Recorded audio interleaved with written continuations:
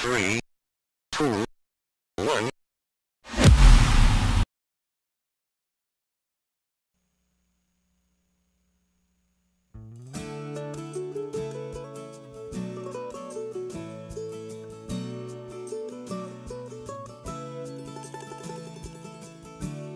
Bago ka magdamdam sa tuwing siya ay mangangaral, o bago mo palaitin ang kanyang mga grammar, kapatid, mag-isip ka muna.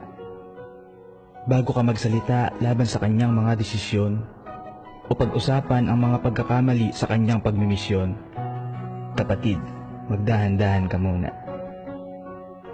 Bago ka maghanap ng ikapupuna sa kanya, simula sa itsura hanggang sa pagbabasa ng Biblia, kapatid, teka nga muna, magkalinawan tayo. Hindi sila perpekto, hindi sila Diyos, sila ay mga lingkod ng Diyos.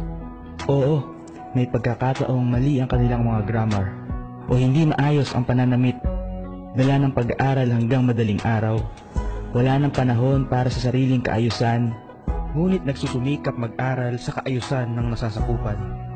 Hindi sila perpekto. Hindi ka nakikinig dahil matamlay ang pangangaral at ang mensahe ng Diyos ay paulit-ulit na lamang. Baka naman ang lingkod ay wala man lang agahan, o kaya naman iyon na ang kanilang buong kakayahan. Hindi sila perpekto. Huwag mong isipin na ang gawain ng Diyos ay gawain niya mag-isa, dahil sa likod ng matitikas na tindig ay napapagod na kaluluwa. Inilagay ka sa iglesia dahil alam niya na malaki ang magagawa mo kung ikaw ay susuporta. Kapatid, hindi sila perpekto, ngunit nagsuko ng buhay upang ikaw at ako ay makakilala kay Kristo. Nagsuko ng buhay at ng buong pangarap. Naglingkod sa Diyos ng may buong pagsisikap. Nag-alaga, nagturo ng walang hinihintay na kapalit, kahit ang sukli mo sa lahat ay pagsalungat at pagkagalit. Bakit hindi mo suklian ang kanilang sakripisyo? Maging mabuti at matapat na isang miyembro, dahil ang totoo, hindi pera ang habol nila sa iyo, kundi makita ka na lumalago sa pananampalataya mo. Mahal ko ang pastor ko, nawa ay maisambit mo sa iyong sarili at sa napakaraming tao, upang sa pagdating ng panahon, pagharap mo kay Hesukristo, ipagpapasalamat mo siya sa sakripisyo, pag-ibig at mismong buhay nito. Mahal ko ang pastor ko.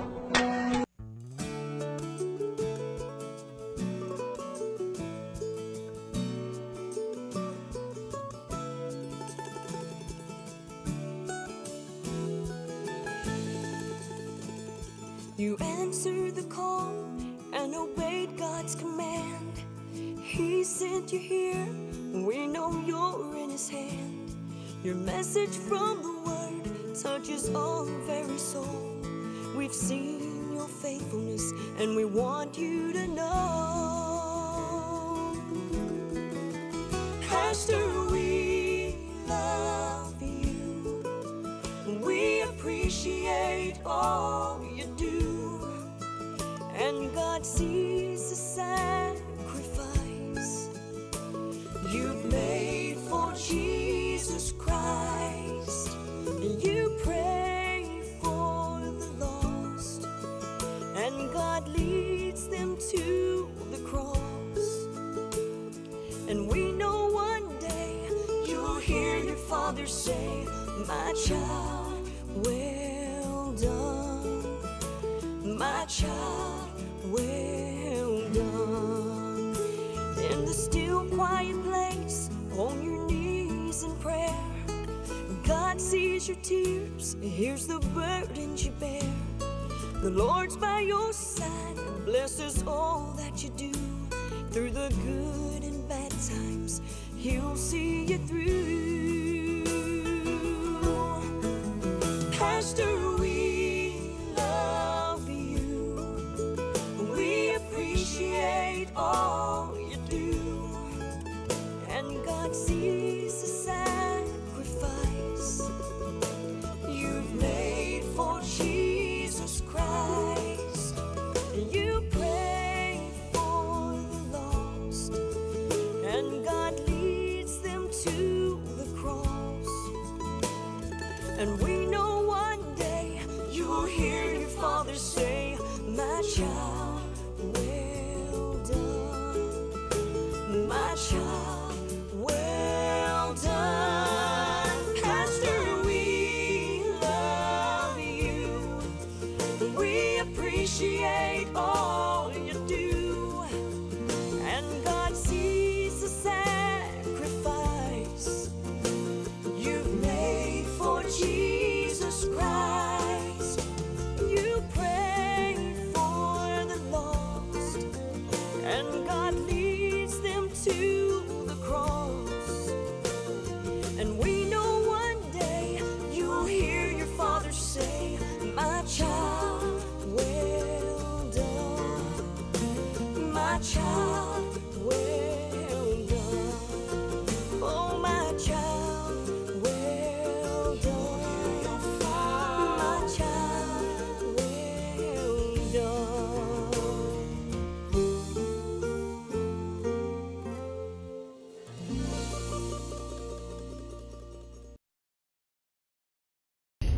Good morning, Pastor. Message ko kay Pastor Danny Roldan. Thank you, Pastor, sa pagsundo sa akin, sa kapatiran natin sa Kaik. Kahit malayo man, nandun pa rin yung patient mo. For your guidance and support, your dedication is truly appreciated. We are grateful. Your leadership and spiritual guidance. Thank you for being an amazing pastor. God bless. Happy Pastor's Day, Pastor Danny Roldan. Salamat po sa Lord dahil naging spiritual father ko po kayo nung andyan pa ako sa Jeddah. At dalangin ko sa Panginoon na kayo po ay patuloy pang bigyan ng kalakasan at ganoon din ng patuloy pang magamit sa kaharian po ng Panginoon. At I love you, Pastor Danny, with the love of the Lord. I pray na soon makakabalik po ako dyan at tayo po ay magkakasama ulit na maglingkod sa Panginoon. God bless you, Pastor. I love you. Ayun, magandang tanghali po sa inyong lahat dyan, mga kapatid ko dyan sa Tuwal 02. Nais ko pong magpaabot ng papasalamat kay Pastor Danny na nandyan ako dati sa Jeddah at lagi niya yung pinapayuhan na magpatuloy lang lagi sa paglilingkod sa Panginoon. At yun, maraming salamat at ako ay patuloy din na ginagamit ng Lord dito sa lugar ng asawa ko dito sa Negros, at nagiging namumuno na rin po ako sa music. Binigyan ako ng pagkakataon ng Panginoon na mamuno din dito sa music. So inaccept ko po yung challenge ni Lord. At kamusta kayo dyan lahat, mga kapatid? At namiss ko na po kayo lahat. At wag nyo lang, patuloy lang tayo maglingkod sa Lord at pagpapalain po tayong lahat. At God bless sa inyong lahat dyan. 1202. Thank you so much. Hello po, magandang araw po sa ating lahat. Ngayong araw po na ito, ipinagdiriwang natin ang Pastor's Appreciation Day. Nais ko lamang pong magpasalamat kay Pastor. Maraming salamat po sa inyong tapat na paglilingkod sa Panginoon at sa kanyang mga anak. Naway patuloy kayong pagpalain ng ating Panginoong Diyos. Bigyan ka po ng kalakasan, karunungan, dahil ramdam namin ang pagmamahal nyo, Pas, at ramdam namin ang pagmamahal ng Diyos sa pamamagitan mo, Pas. Muli, maraming salamat, Pastor. Mahal ka po namin, Pastor, at lagi ka po namin ipagdarasal. To God to be the glory, Pas. Maraming salamat, Pastor. Hi, Pastor Danny. Salamat sa Diyos sa buhay niyo, Pas. And also, I want to thank you for being our pastor who encouraged us to do good in spite of all the negativity around. We are blessed to have you as a shepherd to our congregation, and I pray to the Lord God to give you wisdom, courage, strength, and protection as well as to your family.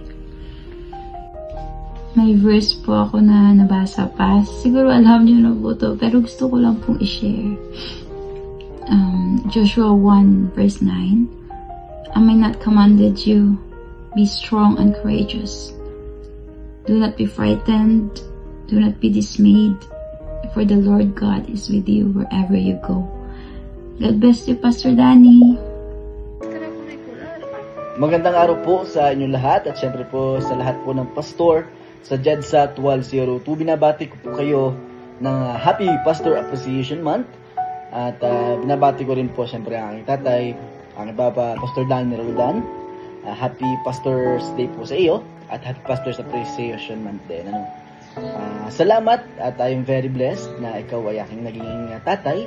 Salamat sa lahat ng salita ng Diyos na ibinahagi mo sa akin. At naway patuloy kang bigyan ng Panginoon ng kalakasan ng katawan upang ito ay magamit upang magpalaganap pa ng kanyang salita hindi lamang sa amin na iyong pamilya, kundi sa lahat ng taong iyong makakasalamuha pa at ay iyong makakasama sa iyong bahay panambahan dyan. Yun lamang at muli binabati kita. Happy Pastor's Day ulit sa iyo. Mahal na mahal kita. Ingat palagi. Stay safe. And God bless. Isang mapagpalang umaga po sa ating lahat at syempre po sa ating Diyos na buhay. Muli po, mula po sa aming pamilya, binabati ko po lahat ng mga pastors, mga leaders ng Happy Pastors Appreciation Month. And syempre po sa aking asawa, kay Pastor Danny Roldan, Happy Pastors Appreciation Month po.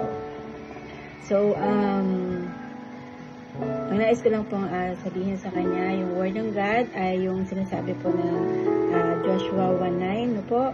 Ang sabi doon, have I not commanded you? Be strong and courageous. Do not be frightened and do not be dismayed. For the Lord your God is with you wherever you go.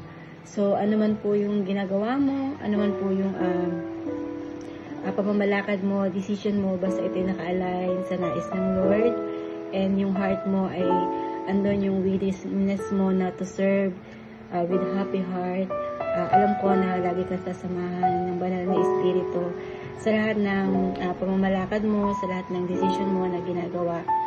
Diyan po sa 1202, hindi po natin maiiwasan na marami kung minsan ay may mga kumukontra or kung minsan ay hindi ayon dun sa mga plano natin. Pero ang sinasabi nga ng Lord, kung lagi tayong naka-align dun sa nais niya, wala tayong dinidisobey sa utos niya, umasa tayo na lagi natin siyang kasama. Kaya ang Lord ay lagi mong kasama, maging kami ay lagi nakasuporta sa iyo. And ang tangi kong dalangin sa Panginoon ay patuloy kanyang gamitin ang buhay mo sa pagpapalaganap ng kanyang salita, even dyan or dito man sa Pilipinas. Ang nais ng Lord ay magpatuloy ka sa paglilingkod sa kanya, and yun, ang nais ko ay patuloy kang magkaroon ng maayos na kalusugan, ligtas sa araw-araw sa lahat ng gawa at ang kanang kaaway, at patuloy kanyang ingatan sa iyong trabaho. Yun lamang po, and Happy Pastors Appreciation Month, and always remember na we love you.